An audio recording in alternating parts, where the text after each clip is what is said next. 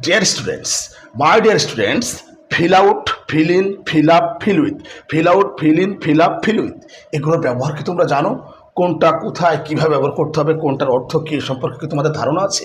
আজকের এই ভিডিওটি দেখলে চারটির ব্যবহার সম্পূর্ণ পানি পানি পানি হয়ে যাবে তোমাদের কাছে। চ্যালেঞ্জ। আচ্ছা চলো মূল আলোচনায় আসি, কথা না বেশি বলে আমরা মূল আলোচনায় আসি। আচ্ছা, fill out, fill in, fill up, fill with. হ্যাঁ, পরিষ্কার হয়ে যাবে, আজকে পরিষ্কার হয়ে যাবে, পরিষ্কার পানি পানি হয়ে যাবে। আচ্ছা, ফিল আউট কোথায় ব্যবহার করতে হবে?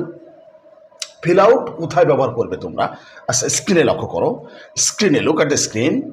ফিল আউট কোনো ফর্ম বা ডকুমেন্টস, কোনো ফর্ম বা ডকুমেন্টস সম্পূর্ণ পূরণ করার ক্ষেত্রে ফিল আউট ব্যবহার করতে হয়। এটা কিন্তু মাথায় রাখবা। কোনো ফর্ম বা ডকুমেন্টস সম্পূর্ণ পূরণ করার ক্ষেত্রে ফিল আউট ব্যবহার করতে হয়। ফিল আউট কোনো ফর্ম বা ডকুমেন্টস, এটা কিন্তু মনে রাখতে হবে। তাহলে আমরা কি বলতে পারি?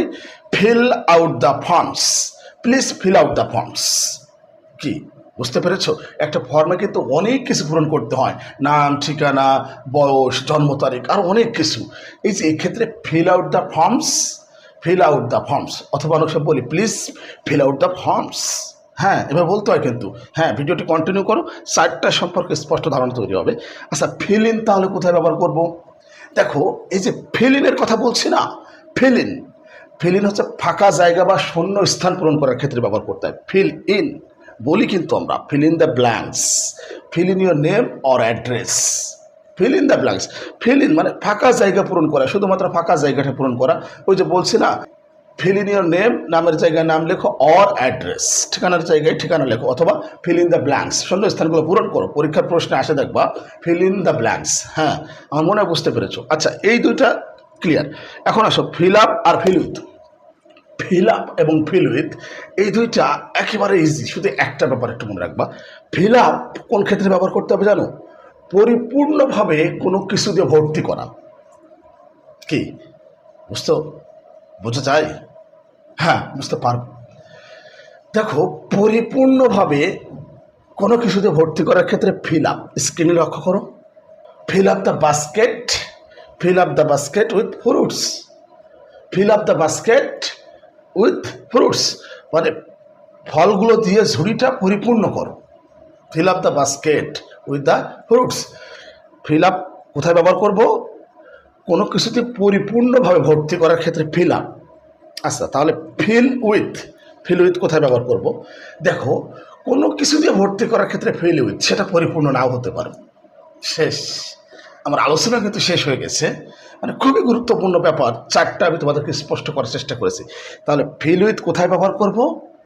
কোনো কিছুতে ভর্তি করার ক্ষেত্রে ফিল উইথ, সেটা পরিপূর্ণ নাও হতে পারে। এভাবে আমরা বলতে পারি fill the basket, fill the basket with, fill the basket with fruits. যখন বলছি যে fill up the basket with the fruits, তখন বুঝতে হবে ফিল আপ সম্পূর্ণ ভর্তি করা, মানে আমগুলো দিয়ে, ঝুড়িটি আমগুলো দিয়ে সম্পূর্ণ ভর্তি করতে হবে। কিন্তু যখন বলছি feel up the basket with fruits, মানে আমগুলো ঝুড়িতে রাখো, সেটা পরিপূর্ণ হতেও পারে নাও পারে। Feel up the basket with the fruits. একটু মনোযোগ দিয়ে ধৈর্য সহকারে দেখো, তাহলে বুঝতে পারবে। আচ্ছা, একটু সামারিটা দেখাই। ফিল আউট কোথায় ব্যবহার করব? কোনো ফর্ম বা ডকুমেন্টস পূরণ করার ক্ষেত্রে। ফিল ইন শূন্যস্থান বা ফাঁকা জায়গা পূরণ করার ক্ষেত্রে। ফিল আপ মানে কোনো কিছু দিয়ে পরিপূর্ণ ভর্তি করার ক্ষেত্রে, কোনো কিছু দিয়ে পরিপূর্ণ আকারে ভর্তি করার ক্ষেত্রে। ফিল উইথ কোনো কিছু দিয়ে ভর্তি করার ক্ষেত্রে। কি আমার মনে হয় বুঝতে পেরেছ?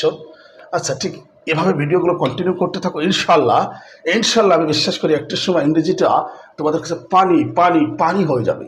কাজেই এই ধরনের ভিডিওগুলো ভালো লাগলে অবশ্যই শেয়ার করে অন্যদেরকে দেখার সুযোগ করে দিও, বন্ধুদেরকে, ছোটো ভাই বোনদেরকে দেখার সুযোগ করে দিও। আর তোমরা নিয়মিতভাবে দেখতে থাকো।